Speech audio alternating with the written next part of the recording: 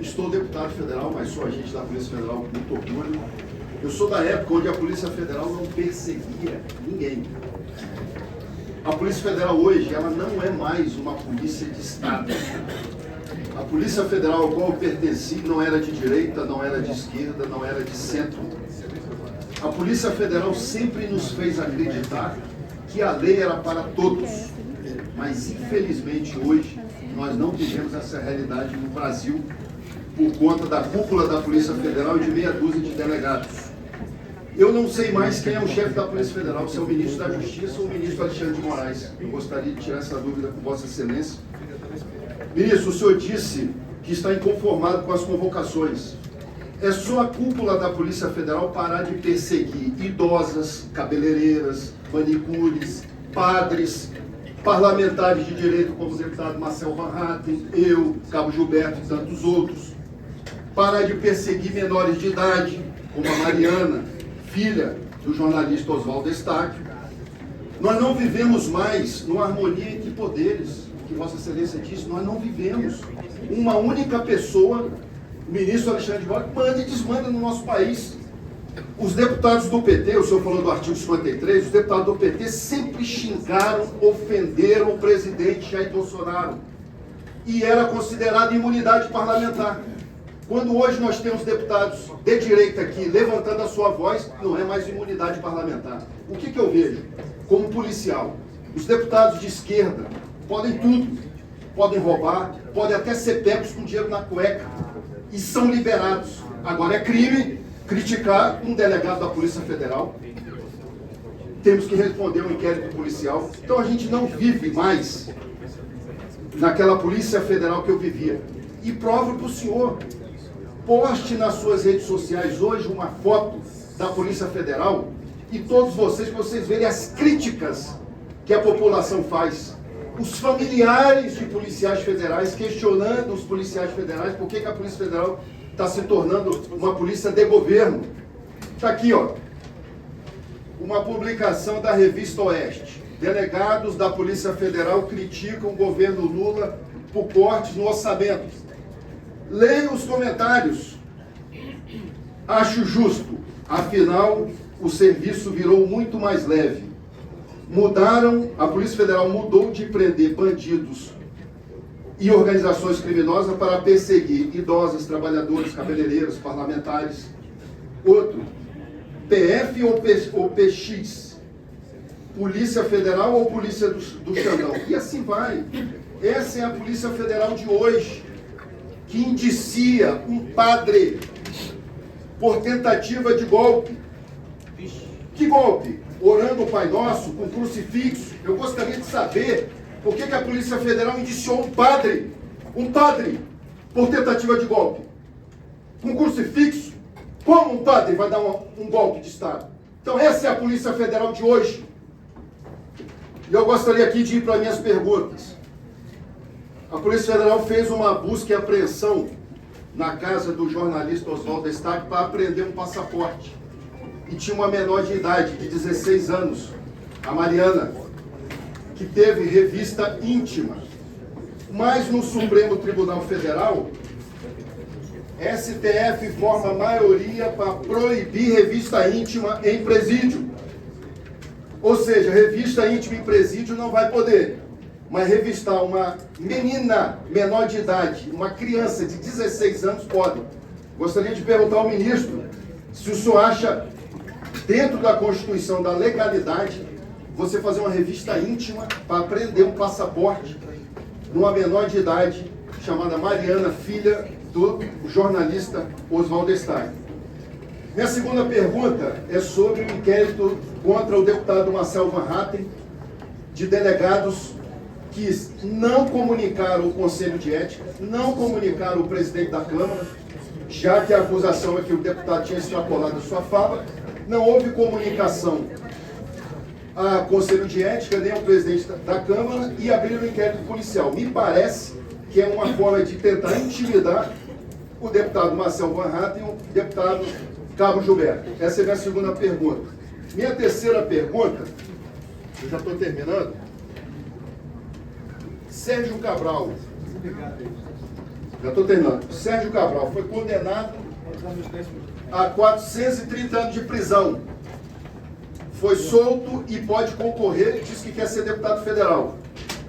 José Disseu, condenado a mais de 23 anos de prisão. Foi solto, hoje pode concorrer a deputado federal.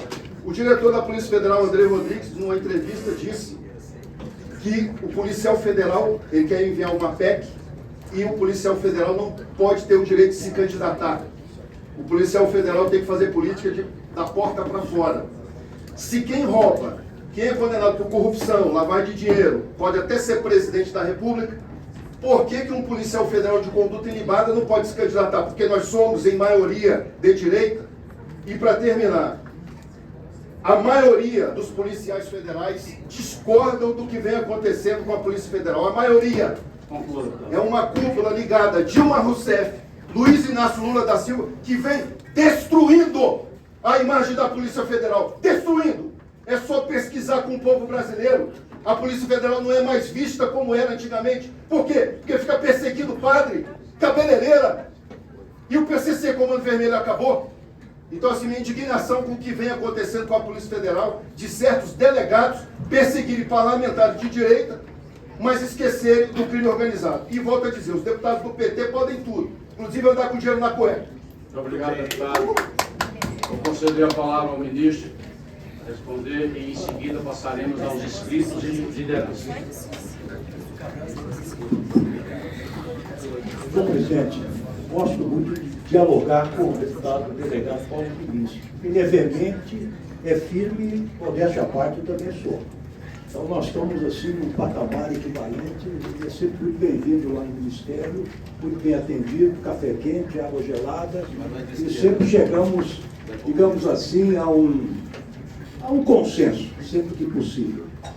Bom, o que eu quero dizer, primeiramente, quando eu disse que o Ministério é apolítico, isso não significa que ele não exercita, não desenvolve políticas públicas.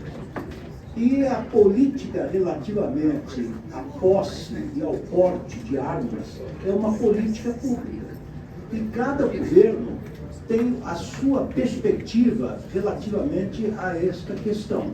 O governo passado liberou amplamente o porte e a posse e o porte de armas.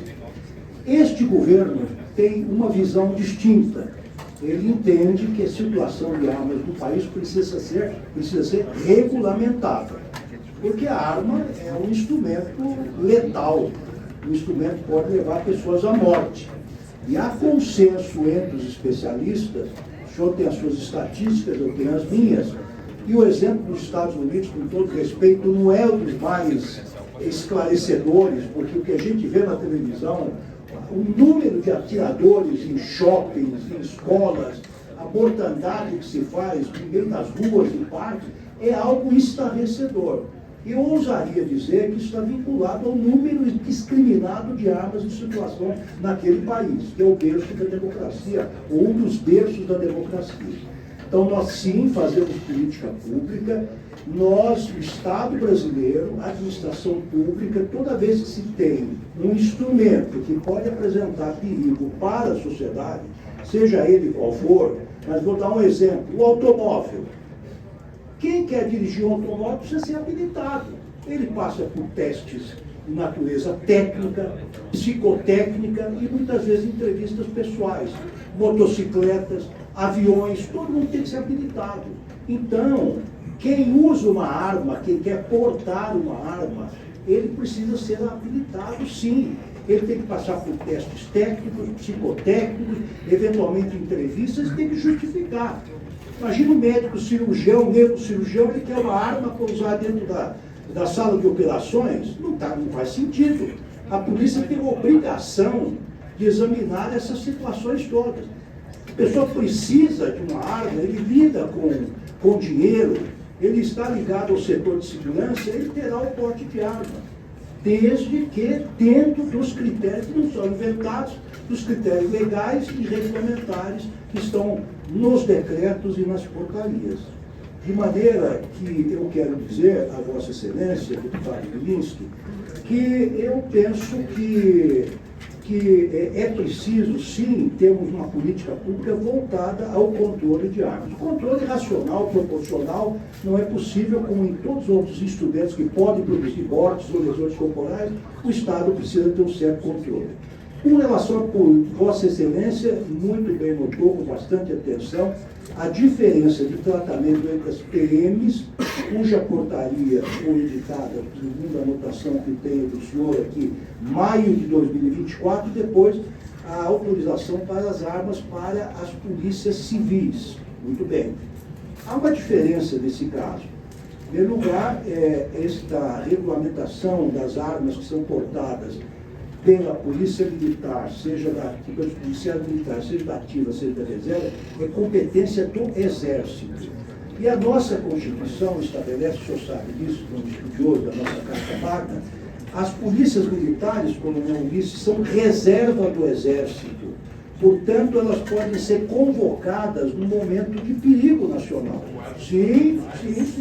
Veja então, Vossa Excelência. Possivelmente, eu sei que o senhor não concorda, mas essa é uma conclusão do Exército. Possivelmente, há essa distinção entre o número de armas que pode portar um policial militar de uso restrito, que são 4, e um policial civil, que são 2 de uso restrito, não é? Para uso pessoal, e nós, salvo engano, a possibilidade de aquisição de munição, agora são 600 munições por ano, dá para fazer uma guerra, um policial civil dá para iniciar uma guerra. Um grupo de 10 são 6.000 balas. Bom, então, essa eu penso que é a explicação. O que nós temos que regulamentar, nós fizemos, é a questão do porte de arma dos policiais civis. Por que demorou de maio a novembro? Porque a questão era muito complicada, não era só policial civil. Como eu disse aos senhores, membros do Ministério Público, juízes, membros da Receita Federal, enfim, outras forças de segurança, incluindo o Poder Legislativo. De maneira que nós tivemos que contemplar todas essas legislações. E olha, e com todo respeito, de maio a novembro, nós andamos muito rapidamente e entregamos aquilo que o senhor tanto desejava e tanto ansiava, a possibilidade do policial civil se defender com armas de uso restrito e com a compra de munição adequada para se defender dos seus antagonistas, que são os membros da polícia do crime organizado. Temos aqui as questões agora formuladas pelo eminentíssimo deputado Gilvan, da Federal. Não, antes disso, nós temos aqui Sargento Favor. Bom, primeiramente eu quero dizer que a PEC, como eu disse a Vossas Excelências, não trata dessas questões que Vossa Excelência levantou. Não trata de porte de arma, não trata de algemas, não trata de procedimentos que diz respeito à atuação da polícia, porque isso é matéria para ser regulada por norma infraconstitucional. Até que trata de competências, trata dos 3 níveis político-administrativos da Federação e trata também de uma ligeira ampliação, na verdade, uma consolidação da prática hoje já exercida pela Polícia Federal e a Polícia Rodoviária Federal. A questão das algemas é uma questão complexa, realmente, o uso das algemas. Mas eu quero dizer que, eu mesmo me lembro que, quando estive no Supremo Tribunal Federal, esse assunto foi regulamentado a partir da súmula 11 da Suprema Corte. Ela estabelece as situações em que a algema pode ser utilizada legitimamente. Eu vou contar um caso curioso para a Vossa Excelência.